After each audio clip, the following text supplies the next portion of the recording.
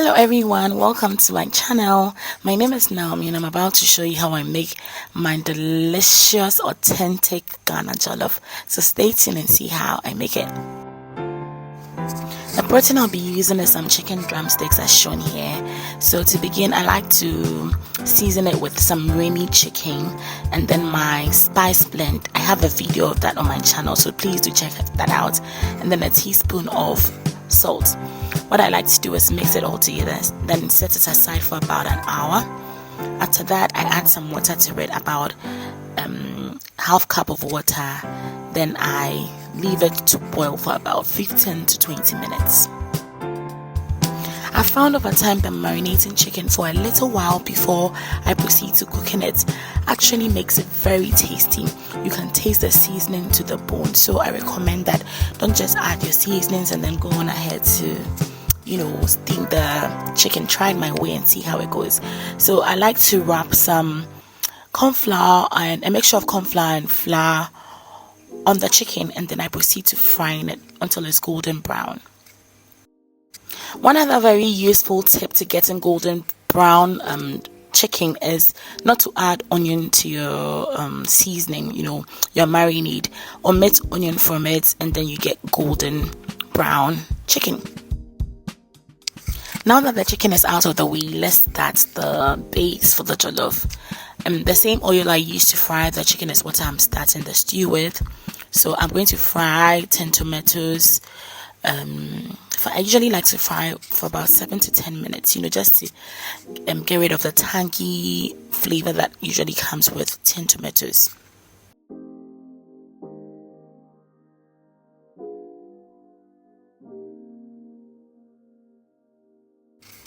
I go ahead to add the broth from the steamed chicken. It's very flavorful, so please don't omit that. Always add that to your jollof. Then I also add a blend of tomatoes, green peppers, scotch bonnet peppers, rosemary, onion. Yes, a blend of that to this mix, and then stir it together. I usually would add a bay leaf or two to my stew at this point, but I didn't have any in hand, so I did it without it, and it still came out very delicious. So what you want to do is leave the stew to cook, and then you stir it periodically. Please don't forget to stir the stew up. I also added half a tablet of shrimp seasoning cube and some curry powder, and you want to stir as often as you can, just so that she doesn't burn.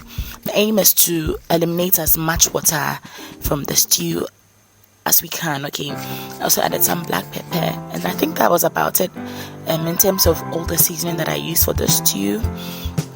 So just leave it to cook some more. That's exactly what we want.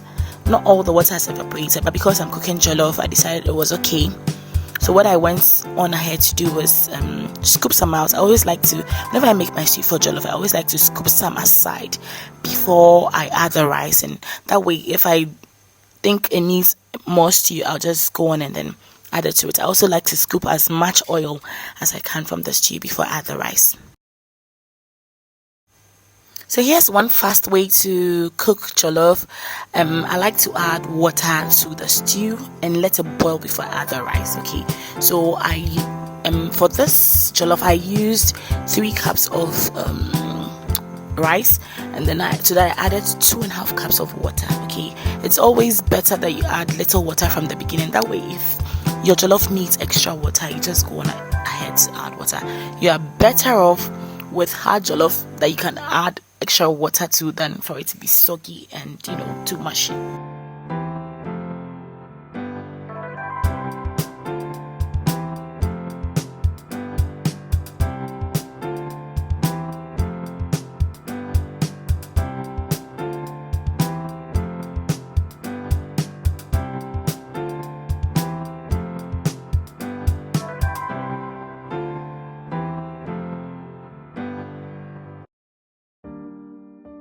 I still went on ahead to scoop the extra oil, from the jollof. What you don't want is oily jollof. It's one of my pet peeves. So I try to get as much oil as I can from the jollof. Yeah, so before the water evaporates, I like to stir it every now and then until all the water evaporates. When it evaporates, then I proceed to the next step.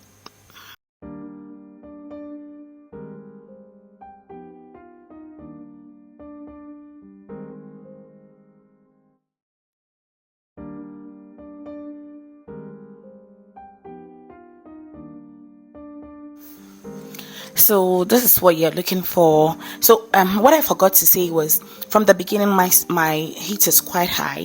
Before I cover it and then let the steam do its thing, the heat is always high. I like to use parchment paper. You can use a clean napkin or foil, or I won't advise rubber. Okay, so that's what I use to cover it, and then just let the steam do the work from this point. I'll open it and stir it every now and then. Another thing that my mommy taught me that actually works is to create a little hole in the middle. You see that shortly, and then cover and let the steam do the cooking. Okay, when you do it this way, trust me, within 20 minutes your jollof, 15 to 20 minutes, your jollof will be ready. And I need to emphasize this too, it has to be on low heat.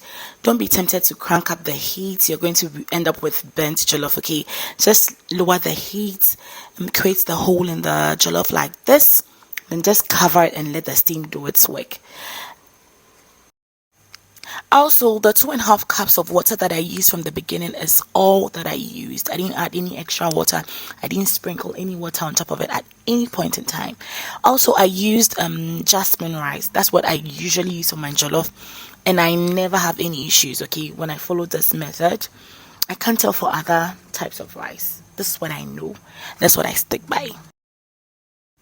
So you see, jollof is not difficult to make. You just have to know what you're doing at every point in time, and you come out with extra delicious and flavorful jollof. Thank you so much for watching. I hope you learned a thing or two, and I hope you're going to try this one of these days and enjoy yourself. Thank you so much for watching. Thank you, and God bless you. Bye.